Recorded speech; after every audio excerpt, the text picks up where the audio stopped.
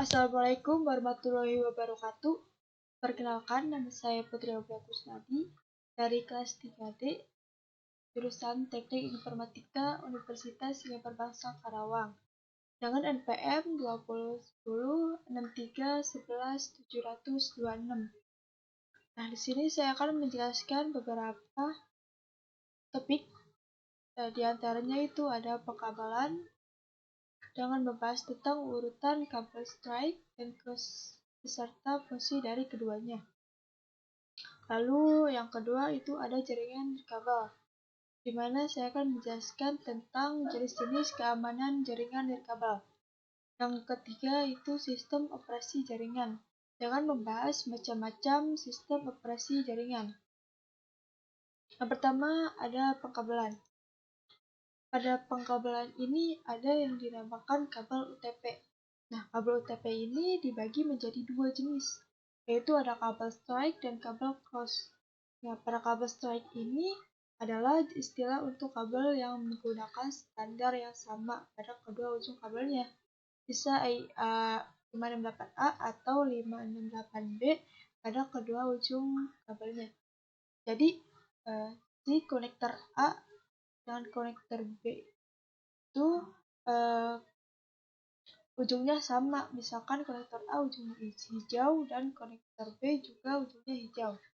Nah, kebalikannya dari kabel cross ini, dia sama saja menggunakan IA558A atau salah satu ujung kabelnya, dan IA58B pada ujung kabel lainnya. Jadi maksudnya itu sesuai dengan namanya cross, sesuai dengan namanya, artinya itu susunan pinnya itu berlawanan atau berseberangan. Itu. Untuk lebih jelasnya, kita bisa melihat dari gambar urutan kabel strike ini pada kabel TIA568A wiring, di mana pada pin 1 sampai 8 konektor A-nya ini putih hijau, putih biru, putih orange, putih coklat. Dan di konektor B-nya pun sama. Ujungnya ini hijau putih, orange putih, biru putih, orange, coklat putih, dan coklat. Lalu pada kabel TIA568B wiringnya ini urutannya beda dengan kabel standar 568A.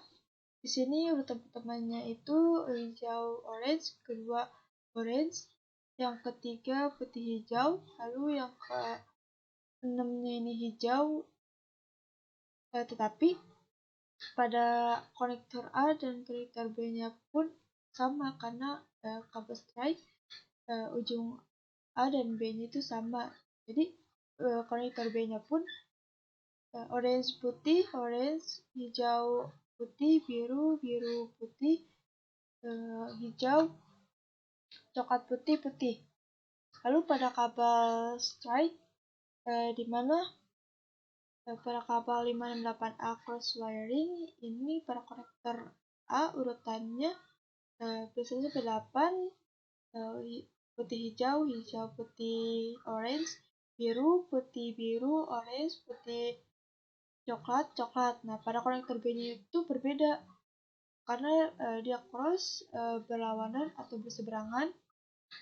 Jadi di urutan konektor B-nya itu pin satunya itu orange putih, orange, hijau putih, coklat,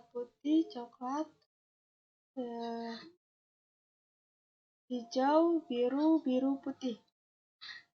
Lalu pada TIA cross wiringnya pun sama, pada konektor B dan urutan konektor A dan urutan konektor B-nya pun berbeda karena cross berlawanan. Lalu pada kabel strike ini memiliki fungsi, yang dimana yang pertama menghubungkan komputer ke port port biasa di switch. Lalu yang kedua untuk menghubungkan komputer ke port LAN, modem kabel atau DSL.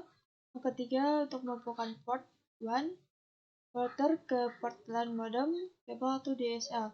Yang keempat, menghubungkan port LAN router ke port uplink di switch. Yang kelima, untuk menghubungkan dua hub atau switch dengan salah satu hub atau switch menggunakan port uplink dan yang lainnya menggunakan port biasa. Tidak hanya kabel strike, kabel cross pun memiliki fungsinya, yaitu yang pertama untuk menghubungkan dua buah komputer secara langsung. Yang kedua, menghubungkan dua buah hub atau switch menggunakan port biasa di antara kedua hub atau switch. Yang ketiga, untuk menghubungkan komputer ke port uplink switch. Yang keempat, menghubungkan port LAN router ke port biasa di hub atau switch. Lalu yang kedua itu ada keamanan jaringan nirkabel. Jaringan nirkabel itu apa sih? Jaringan nirkabel ini yang biasa kita sebut wireless. Secara singkatnya ini dia teknologi elektronika yang beroperasi tanpa kabel. Jadi teknologi wireless ini juga dapat digunakan untuk komunikasi dan pengontrolan. Misalnya penggunaan untuk komunikasi atau dikenal dengan istilah wireless communication atau transfer informasi di mana secara jarak jauh tanpa ribet atau penggunaan kabel, misalnya telepon seluler atau jaringan komputer wireless dan satelit. Lalu ada juga jenis-jenis keamanan jaringan nirkabel. Yang pertama itu ada WEP atau Wired Equivalent Privacy, di mana juga selain WEP disebut juga Third Key Authentication adalah security atau metode keamanan untuk jaringan wireless yang merupakan metode standar keamanan dan mengenkripsi pertama yang digunakan pada wireless. Lalu ada WPA atau Wi-Fi Protected Access. Metode ini pengamanan dengan WPA diciptakan untuk melengkapi dari sistem yang sebelumnya, yaitu si WEP ini. Para peneliti menemukan banyak celah kelemahannya pada infrastruktur nirkabel yang menggunakan metode pengamanan WEP. Lalu ada WPA atau PSK, Wi-Fi Protected Access Preset Key. Pada WPA 2 PSK ini, security terbaru untuk wireless dan lebih bagus dari WEP dan WPA PSK. Dalam WPA 2 PSK ada dua jenis algoritma, yaitu algoritma Advanced Encryption Standard atau AES dan algoritma Temporal Key Integrity Protocol TKIP. Lalu ada WPA 2, di mana WPA 2 ini adalah sertifikasi produk yang tersedia lewat Wi-Fi Alliance. Sertifikasi tersebut hanya menyatakan bahwa peralatan wireless yang kompatibel dengan standar IEEE 802.11i. Lalu yang terakhir ada MAC filter, yang dimana MAC address filtering merupakan metode filtering untuk membatasi hak akses dari MAC address yang bersangkutan. Lalu yang ketiga itu masuk ke sistem operasi jaringan, di mana sistem operasi jaringan ini dalam perangkat teknologi seperti komputer, laptop, dan berbagai jenis gadget lainnya terdapat sistem operasi jaringan di dalamnya. Sistem operasi jaringan ini bertujuan untuk menghubungkan perangkat tersebut dengan perangkat yang lainnya. Selain itu, sistem operasi jaringan juga berfungsi untuk menghubungkan perangkat dengan internet.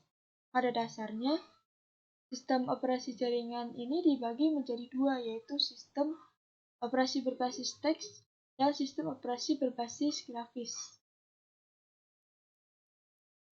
Lalu ada macam-macam sistem operasi jaringan.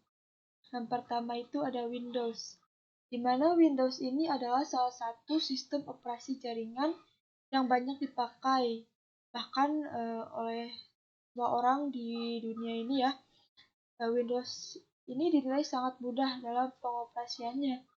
Jadi Windows termasuk dalam kategori sistem operasi jaringan berbasis grafis. Lalu yang kedua ada Linux, di mana Linux ini adalah perkembangan dari Unix sekaligus gabungan dari Minix. Sistem jaringan ini diminati karena memiliki ketahanan terhadap malware. Selain itu, Linux juga terbilang stabil dalam kurun waktu yang lama. Lalu yang ketiga ada MAC.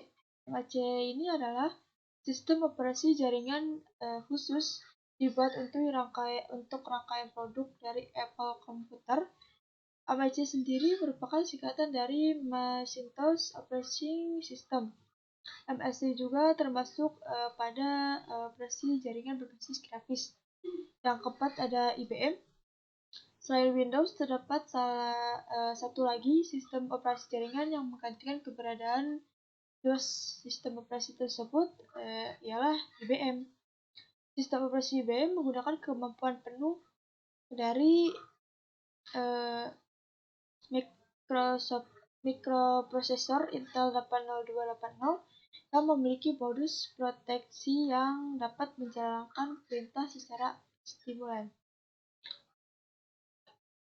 Lalu yang kelima adalah Solaris, di mana Solaris ini adalah sistem operasi yang sifatnya open source.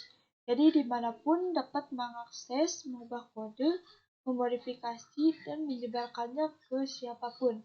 Bahkan, walaupun sistem operasi ini dinilai stabil, namun peminatnya hanya sedikit. Lalu yang keenam ada FreeBSD. Selain Linux dan Solaris, masih ada juga satu lagi, yaitu sistem operasi yang merupakan perkembangan dari Unix, yaitu FreeBSD. Sistem ini dibuat oleh David pada tahun 1993. FreeBSD ini beroperasi di atas Intel X6. Penggunaannya pun pada sistem ini dikhususkan untuk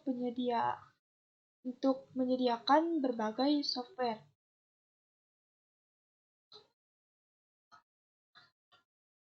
Lalu yang terakhir itu ada Novell NetWare. Sesuai dengan namanya, sistem operasi ini dibuat oleh Novell. Sistem operasi ini juga banyak dipakai pada tahun 1990-an. Novell NetWare menggunakan protokol Xerox XNS dan banyak ditemukan pada komputer IBM.